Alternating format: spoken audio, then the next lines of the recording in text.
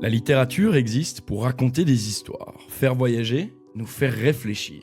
Et il y a même certains écrivains qui cherchent à saisir un monde entier, à en comprendre les rouages, les tensions, les illusions, comme si chaque personnage, chaque lieu, chaque détail participait à former un ensemble beaucoup plus vaste. Avec Honoré de Balzac, on est exactement dans cette ambition-là. Lorsqu'il se lance dans son œuvre, qu'il nommera par la suite la comédie humaine, son ambition est grande. Il veut observer la société de son temps, la suivre dans ses transformations, en montrer les mécanismes profonds et surtout faire en sorte que tout se tienne, que les personnages se croisent, se répondent, évoluent d'un texte à l'autre. On dénombre d'ailleurs pas moins de 2500 personnages dans toute la comédie humaine. Il y en a certains qu'on retrouve au centre de romans spécifiques et qui reviennent ensuite pour en enrichir d'autres. Et au milieu de cet ensemble immense, il y a un roman qui revient sans cesse. Un roman qu'on lit et qu'on étudie comme s'il contenait à lui seul une forme de vérité sur ce monde que Balzac tente de décrire, je nomme le Père Goriot.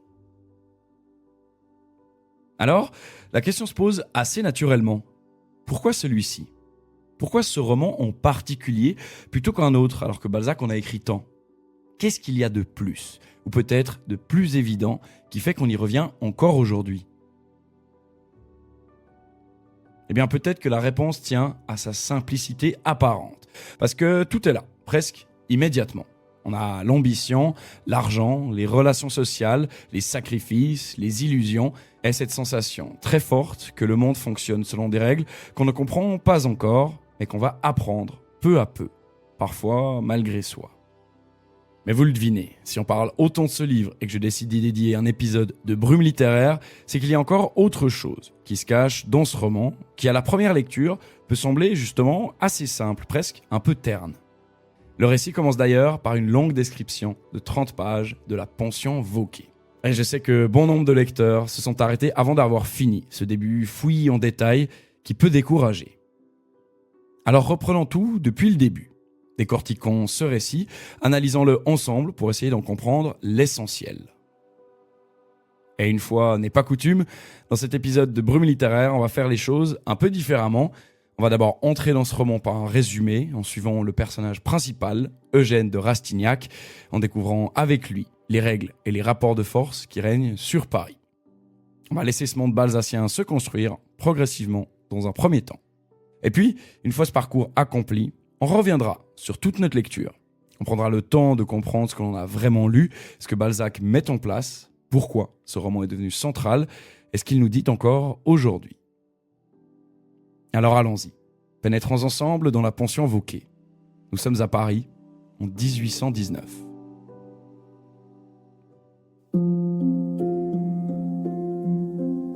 Habituellement, c'est un lieu auquel on ne prêterait aucune attention.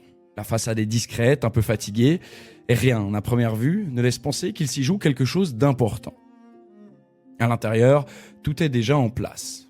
L'air est lourd, les meubles sont usés, les couleurs semblent avoir perdu leur éclat depuis bien longtemps, et cette impression diffuse de stagnation s'impose peu à peu. Au rez-de-chaussée, rien d'inhabituel. Une salle à manger, quelques habitudes bien réglées, une apparence de vie commune qui tient encore debout. Mais on sent que ce n'est pas le grand luxe. À l'image de Madame Vauquer d'ailleurs. Alors, on monte les étages. Mais à mesure que l'on s'élève dans la pension, le monde que l'on rencontre s'appauvrit davantage. Au premier étage, l'appartement le plus luxueux est occupé par la jeune Victorine Taillefer, la fille d'un riche banquier qui l'a reniée en ne lui laissant que très peu de son argent. Au deuxième étage, il y a 2 appartements. Celui de Monsieur Poiret, un vieil homme assez transparent, et celui de Vautrin, un homme grand et fort, dont le mystère ne va cesser de nous accompagner dans ce récit. On sent qu'il cache quelque chose, et il est craint par tous les autres pensionnaires. Finalement, au 3e et dernier étage, il y a 3 chambres, mais aussi c'est là qu'on retrouve les 2 personnages centraux de ce récit, les plus pauvres d'ailleurs. Tout d'abord, il y a la vieille mademoiselle Michonneau, peu importante pour nous. On retrouve aussi Jean-Joachim Goriot, un ancien fabricant de vermicelles que tout le monde appelle le Père Goriot pour se moquer de lui. Vous avez maintenant la référence du titre de notre récit. Finalement, troisième et dernier personnage de cet étage, Eugène de Rastignac. C'est lui qu'on va suivre tout au long du récit. Il s'agit d'un jeune étudiant en droit rempli d'ambition, issu d'une noblesse sans argent. Sa famille lui a tout donné pour qu'il puisse tenter sa chance à Paris, et le jeune homme voit grand. L'avantage de suivre Rastignac dans ce texte, c'est qu'il apporte un regard encore neuf sur Paris et sur sa société. Il ne perçoit par ailleurs pas immédiatement les règles qui régissent cette ville. Il va devoir apprendre, et son apprentissage se fera tout au long de ce roman par la joie, la douleur et la peine. Et si l'on revient un instant sur le père Goriot, c'est une figure étrange, qui semble initialement inexistante. On sait qu'il a glissé d'un étage à l'autre au fil de son appauvrissement, mais pourquoi est-ce qu'il a perdu sa fortune ? Qu'est-ce qui se cache derrière son histoire ? À travers la description de cette pension et de ses personnages, on a déjà l'entièreté du roman et de ses thématiques. Les différences sociales, les trajectoires possibles, les illusions à venir, les chutes aussi. La pension Vauquer est bien plus qu'un décor, puisqu'elle est à elle seule un monde en réduction. Un espace où les positions se lisent dans les murs, dans les étages, dans la manière même dont les corps occupent les pièces. Et c'est depuis ce lieu étroit que Rastignac va découvrir Paris.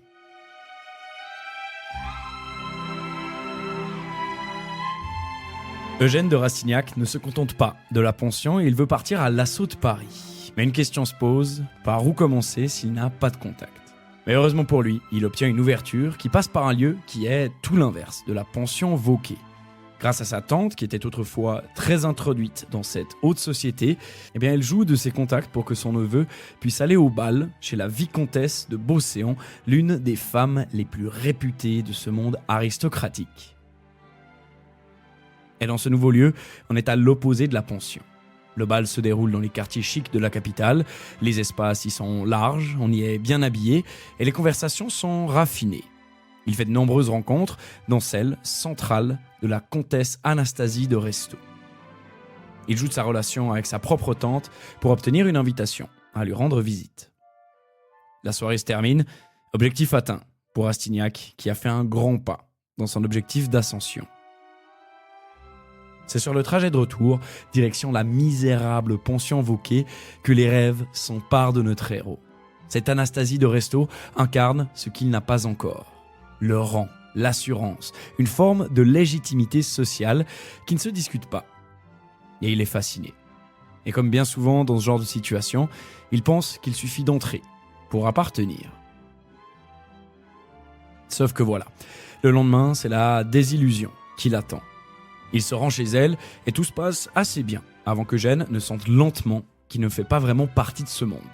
Il va même commettre certaines bourdes qui vont définitivement compromettre sa relation avec les Restaud. Rastignac sort et pour la première fois, il mesure l'écart. Tout ne serait donc pas aussi facile qu'il le croyait initialement. Ce monde qu'il vient de découvrir ne lui est pas fermé par hasard. Il est très structuré, codé, traversé par des règles invisibles mais strictes. On n'y entre pas simplement parce qu'on le souhaite, ni même parce qu'on en a les capacités. On ne peut pas entrer dans Paris comme dans un moulin, il s'agit d'une société qui sélectionne. Et c'est après cette première expérience que Rastignac commence à relier les choses, à comprendre que les mondes qu'il traverse ne sont pas séparés, mais profondément liés. Chez la vicomtesse de Beauséant, au détour d'une conversation, un nom revient, puis un autre. Et peu à peu, ces personnages qu'on croyait séparés les uns des autres commencent à se lier dans l'esprit de notre héros. En réalité, Anastasie de Restaud serait la fille du père Goriot. Et Delphine de Nucingen, qu'il croisera bientôt, l'est aussi. Oui, ce père Goriot, que certains soupçonnaient d'entretenir des filles, le faisait réellement. Mais pas pour obtenir de l'amour charnel, au contraire, c'est purement de l'amour paternel. C'est une vraie révélation dans le roman qui tombe comme une évidence et qui va changer notre vision de ces différents personnages. Ce vieil homme que l'on croyait à la pension, effacé, presque ridicule, soupçonné de dépenses mystérieuses, devient soudain le centre d'une histoire beaucoup plus vaste. On comprend maintenant pourquoi il occupe le titre du roman. Il a été riche, très riche même, un ancien vermicelier qui a su profiter de son époque, bâtir une fortune solide et surtout la consacrer entièrement à ses filles. Il a payé leur éducation, leur mariage, leurs caprices. Il a donné sans compter, sans jamais poser de limites. Son amour est inconditionnel et doit se traduire en gestes, en argent et donc aussi en sacrifices concrets. Mais voilà, à donner sans penser, la fortune se dissipe. Le père Goriot doit renoncer à son confort, monter les étages de la pension Wauquiez. Oui, il occupait à une certaine époque le premier étage, et plus sa ruine avançait, plus il devait monter. Deuxième étage, troisième étage. Mais même ruiné, il ne peut rien refuser à ses filles. Et sa récompense pour sa générosité, eh bien, ses gendres le méprisent, ses filles l'évitent, et lui continue pourtant à les aimer avec la même intensité. L'amour d'un père n'attend rien en retour, mais ici cet amour ne lui offre que la solitude. Et Rastignac écoute cette histoire, et il comprend que derrière les salons et les apparences auxquelles il veut accéder, il y a une autre réalité, beaucoup moins brillante.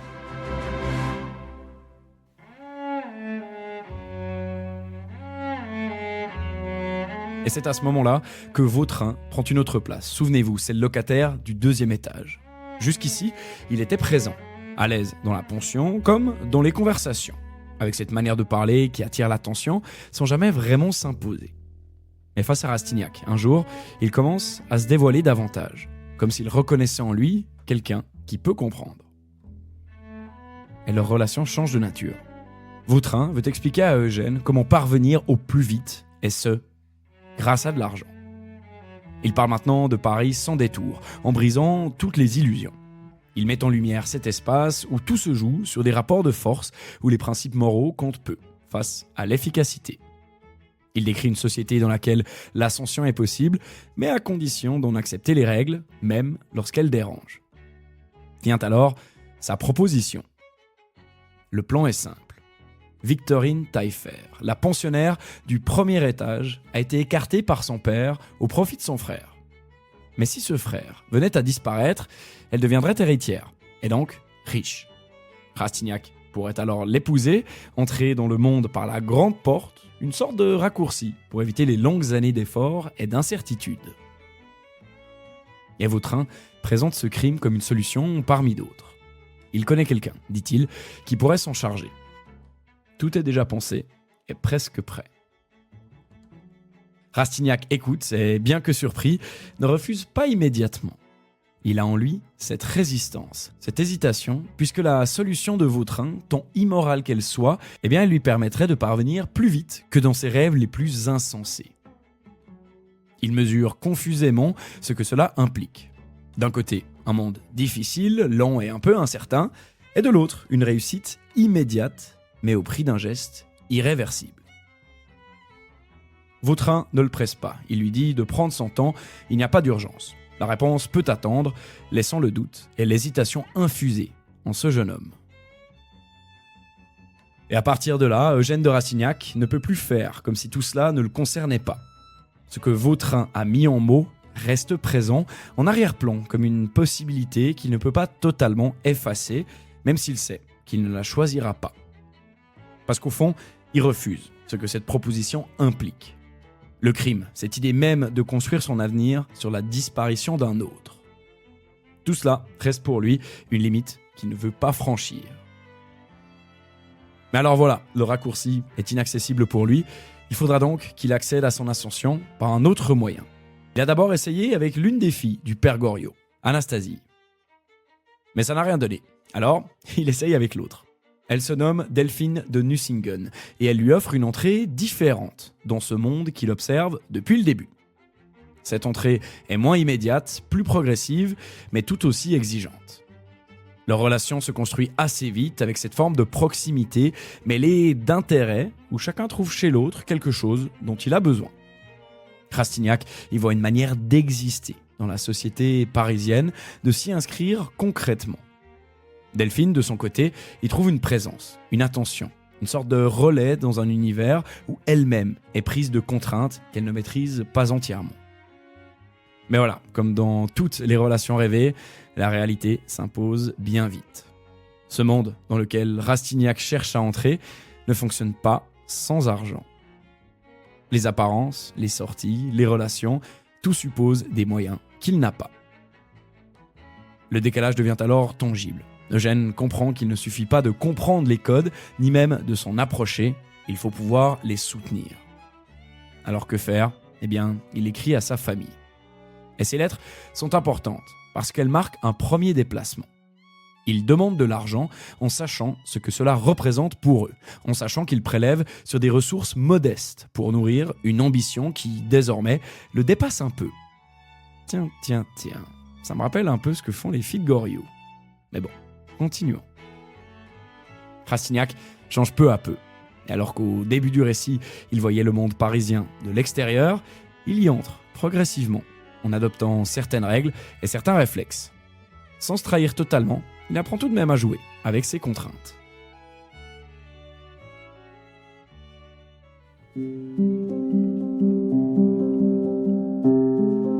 Le ton avance et une étape marquante dans le récit, c'est quand on découvre la vraie identité de Vautrin. Derrière l'homme sûr de lui, derrière les discours lucides, il y a une autre réalité. Son passé le rattrape, les soupçons se précisent, et grâce à un jeu d'alliance et de trahison au sein même de la pension invoquée, son identité est révélée. Vautrin n'est autre que Jacques Collin, forçat évadé du bagne de Toulon où il est connu sous le nom de Trompe-la-Mort. Il réapparaîtra dans d'autres romans de Balzac, mais c'est ici que son rôle prend fin, dans Le Père Goriot. Il est arrêté, emporté, et avec lui disparaît cette figure qui, pendant un temps, proposait une autre manière de lire le monde. Parce que c'est aussi ça, la force de ce roman.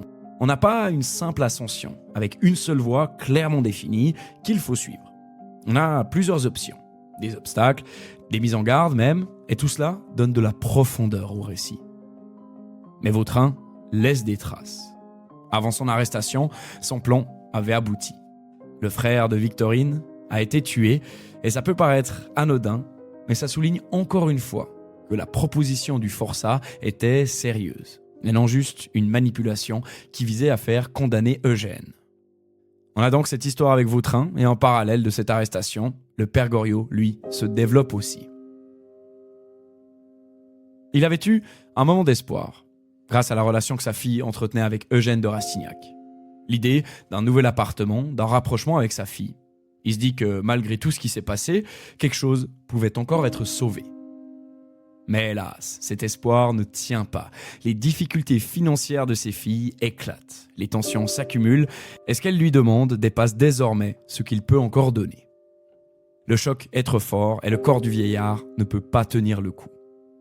C'est la maladie qui s'empare de lui et on sent que la mort n'est plus bien loin. Rastignac, désormais proche du vieil homme, assiste à tout cela sans pouvoir intervenir réellement.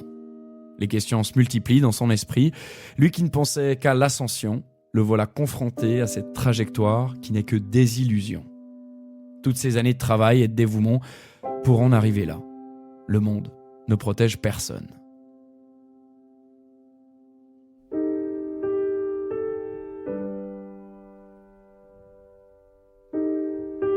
Voilà que deux personnages centraux de la pension invoquée s'éteignent. Vautrin a été arrêté et le père Goriot se meurt, dans sa chambre au 3e étage. Le corps a abandonné, mais son esprit tient encore. Grâce à cette certitude, ses filles vont venir. Rastignac d'ailleurs fait tout ce qu'il peut. Il court, il écrit, il insiste, il tente de faire comprendre l'urgence. Mais les réponses tardent, se perdent, se contredisent, et les excuses s'accumulent, les empêchements aussi. Goriot aussi. Il est tiraillé entre une colère brutale et une déception profonde. Il comprend enfin ce qu'il s'était caché pendant tant d'années. Il parle de trahison, d'ingratitude, de cette vie qu'il a donnée sans jamais recevoir en retour. Et puis, presque aussitôt, ce mouvement retombe. Il revient à ce qu'il a toujours été. Il justifie, il excuse et il pardonne. Il ne peut pas arrêter d'aimer, même quand la réalité brutale s'offre à ses yeux. Et voilà, un jour, miracle, Anastasie finit par se présenter, mais voilà, c'est déjà fini. Le moment qu'elle espérait rattraper n'existe plus. Ce qui pouvait encore être dit ne le sera pas. Et oui, Goriot meurt ainsi, dans une forme de solitude pathétique. On est loin de certains textes romantiques qui auraient permis aux personnages de se repentir et de s'avouer leur amour avant que tout ne soit fini, ou même qu'ils ne soient sauvés miraculeusement. Non, pas chez Balzac. Cet homme meurt dans son lit avec la seule certitude d'avoir tout essayé sans jamais perdre espoir.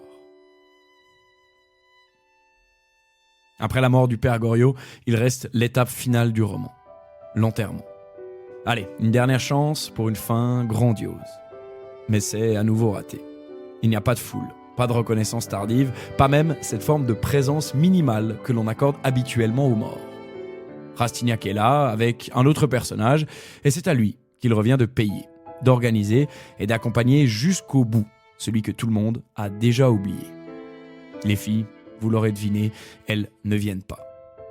Elles envoient des signes et des excuses, mais jusqu'au bout. Donc, le lien reste inégal, déséquilibré, comme il l'a toujours été. Le convoi s'éloigne désormais. Eugène de Rastignac se retrouve seul en haut du cimetière du Père-Lachaise. De là, Paris s'étend devant lui, et la ville est calme, ne se rendant pas compte de ce qui vient de se passer. La mort d'un simple vieil homme ne vient en rien modifier le mouvement de cette ville et de sa société. Mais il y a encore Rastignac qui regarde cette ville. Il a aussi avancé, lui, sur son chemin, et son illusion à lui a été enterrée avec le père Goriot. Face à Paris, il prononce alors ces mots, signe de sa détermination. À nous deux, maintenant. Et la toute dernière phrase du roman annonce la suite. Et pour premier acte du défi qu'il portait à la société, Rastignac alla dîner chez Madame de Nucingen.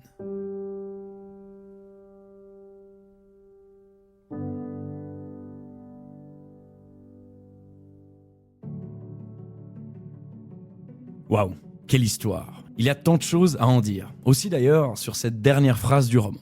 Mais ça, on y reviendra dans quelques minutes. Je vous propose qu'on s'arrête sur certains faits marquants de ce texte pour explorer les thématiques qui le traversent. On prendra aussi un peu de hauteur pour mieux comprendre le texte dans sa cohérence globale.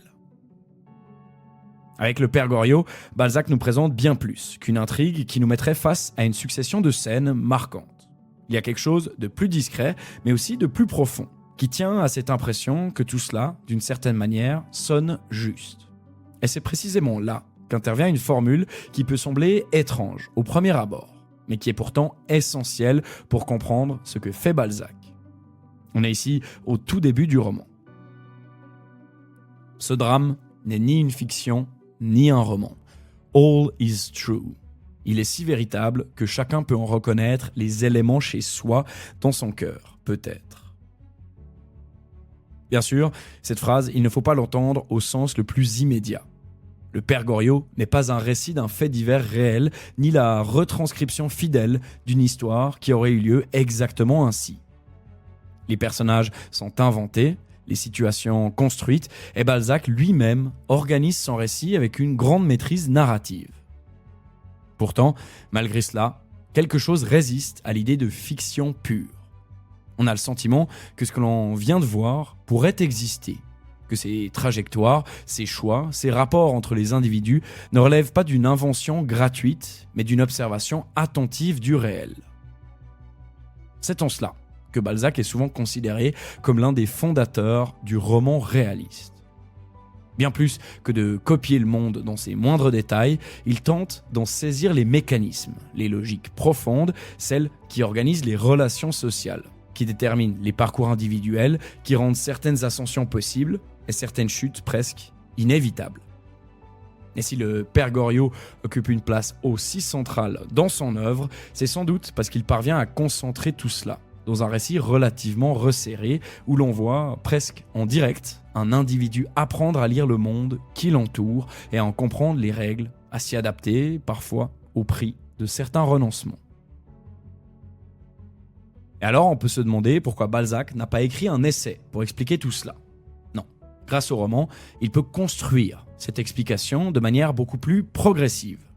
À travers un récit incarné, constitué de situations, de relations et de trajectoires qui, mises bout à bout, finissent par dessiner une forme de logique que le lecteur reconnaît sans toujours pouvoir la nommer immédiatement. La mort du père Goriot, c'est aussi la mort d'un symbole, d'un temps dépassé qui trouve le repos et laisse la place à un nouvel ordre. On peut y déceler un parallèle avec toute la littérature. L'idéal romantique, Balzac le laisse de côté pour quelque chose d'autre qu'on nommera plus tard le réalisme.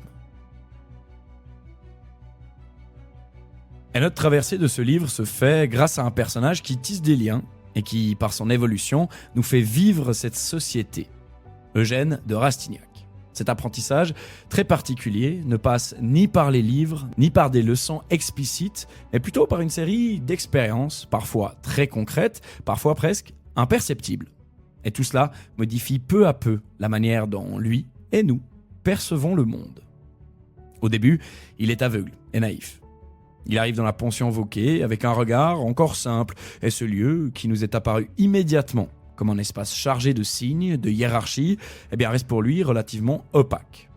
Il y vit, y observe les autres, mais sans encore comprendre que la manière dont les corps se répartissent dans l'espace, dont les étages se succèdent et dont les figures s'effacent ou s'imposent, elle dit déjà quelque chose de beaucoup plus large. La pension Vauquer prend sa véritable dimension de monde miniature uniquement pour celui qui sait regarder.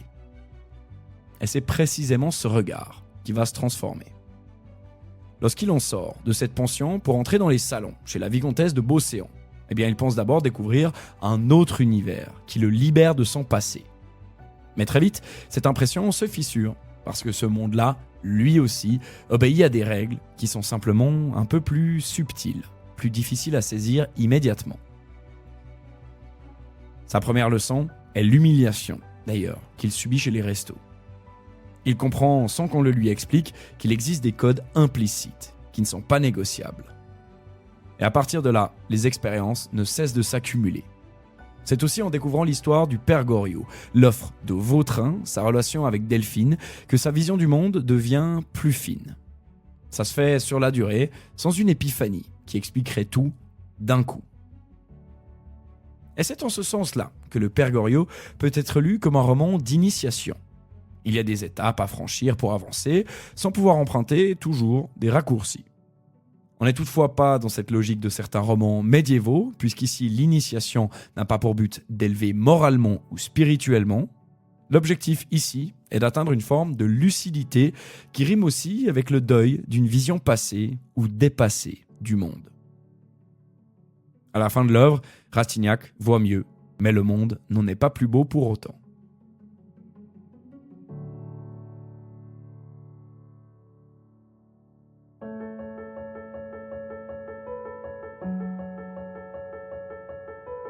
Une autre thématique que l'on ne peut ignorer tant elle occupe le livre et aussi notre quotidien découle de tout ce que nous venons de voir.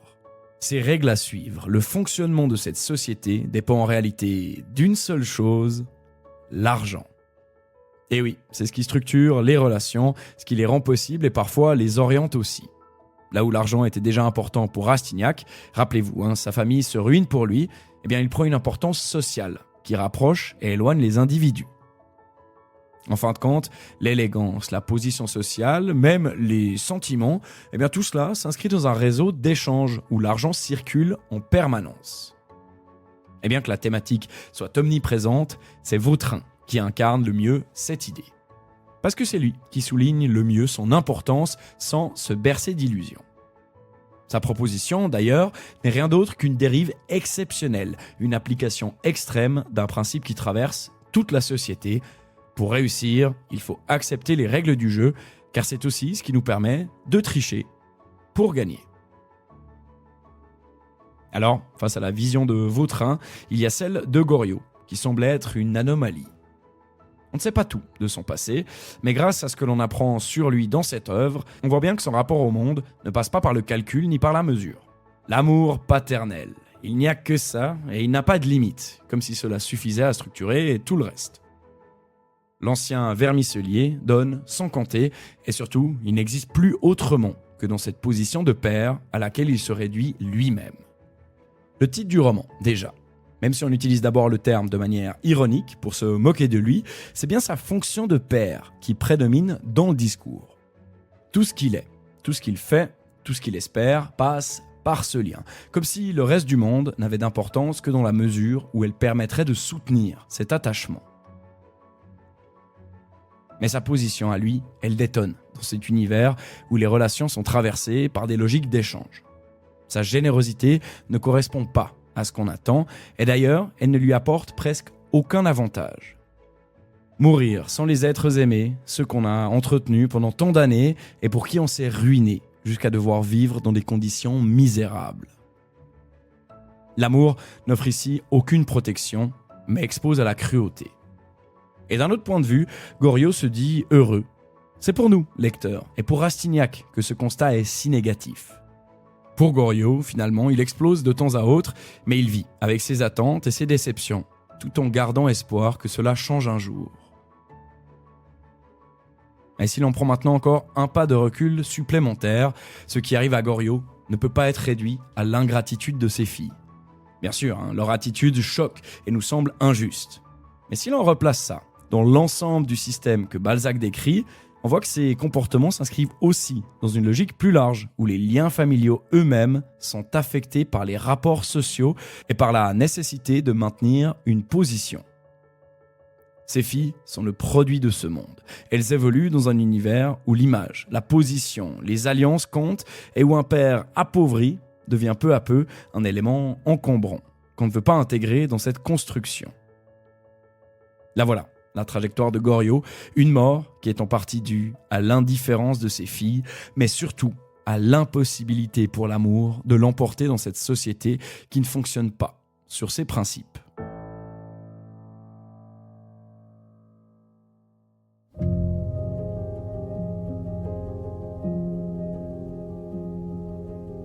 Et bien que le père Goriot soit une figure centrale du livre, rappelons que c'est Rastignac que l'on suit tout au long du récit. C'est sa découverte de ce monde parisien, son ascension ou presque son apprentissage, si l'on peut dire. Le vieil homme, lui, constitue une étape dans son parcours. Initialement, après le mystère qui l'entourait, Eugène ressent de la compassion sincère pour lui. Un père en détresse qui réveille quelque chose de profondément humain. Il l'aide. Alors il l'aide. Il l'accompagne sans calcul et sans rien en tirer. Mais notre héros évolue dans cette histoire. Il comprend le monde et sans pour autant se détacher de Goriot auquel il ne s'identifie pas complètement. Il comprend au contraire que cette manière d'aimer, aussi pure soit-elle, ne permet pas de survivre dans ce monde qu'il découvre. Il en voit les conséquences, il en mesure le coût et comprend qu'il doit prendre ses distances pour lui-même survivre. La voix du père Goriot, il la respecte tout en sachant que ce n'est pas celle qu'il veut suivre. Dans tous les cas, le point de non-retour, celui qui constitue le réel apprentissage de Rastignac, c'est la mort de ce fameux père Goriot. Parce qu'elle signe la fin de tout espoir. La littérature nous a quelque peu habitués à avoir des fins heureuses. Des filles qui reviennent, qui reconnaissent leurs torts, et un homme qui est miraculeusement sauvé.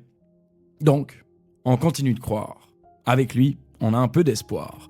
Un espoir, pourtant, qui s'éteint, avec la mort du père qui rend toute réconciliation impossible.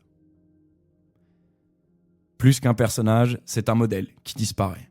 Cette manière d'aimer est de placer cet amour au centre de la société. Le don de soi ne paye plus et nous tue. On appartient au passé et en disparaissant, ce modèle laisse sa place à autre chose. Et c'est précisément à partir de là que la dernière scène prend tout son sens. Rappelez-vous, après l'enterrement du père Goriot, Rastignac est face à Paris et prononce cette phrase « À nous deux, maintenant ». S'enchaîne alors la dernière phrase du roman, et pour premier acte du défi qu'il portait à la société, Rastignac alla dîner chez Madame de Nucingen.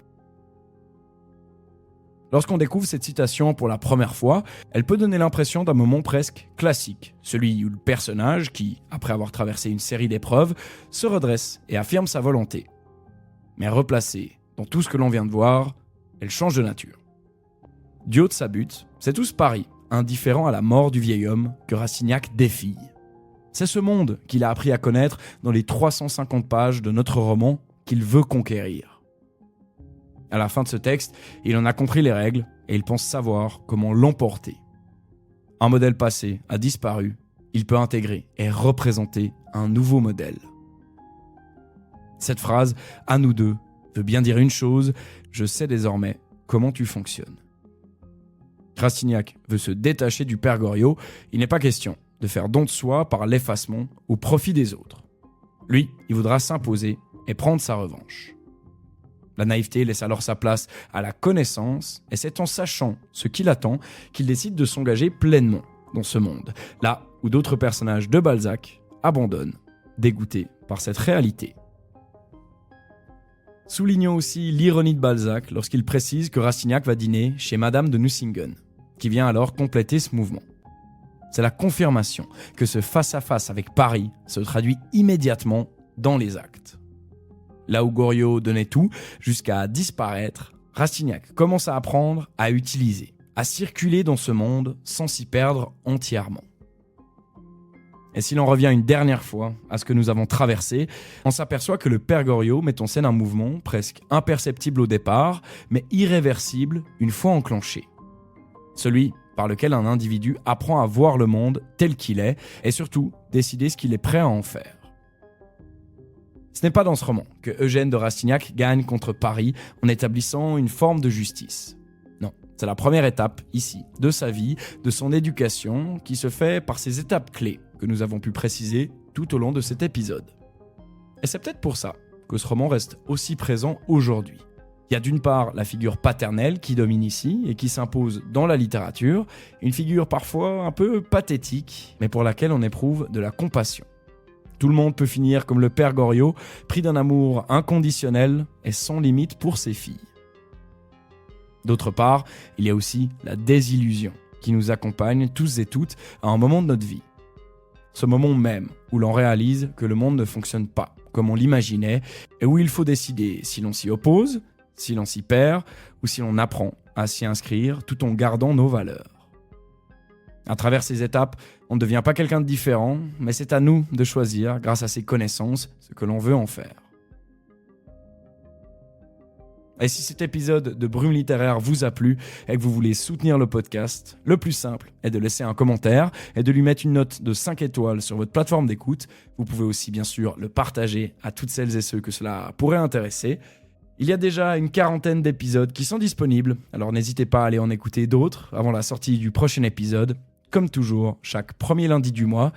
Je vous remercie d'avoir été avec moi pendant cette demi-heure, et d'ici au prochain épisode, je vous dis bonne lecture.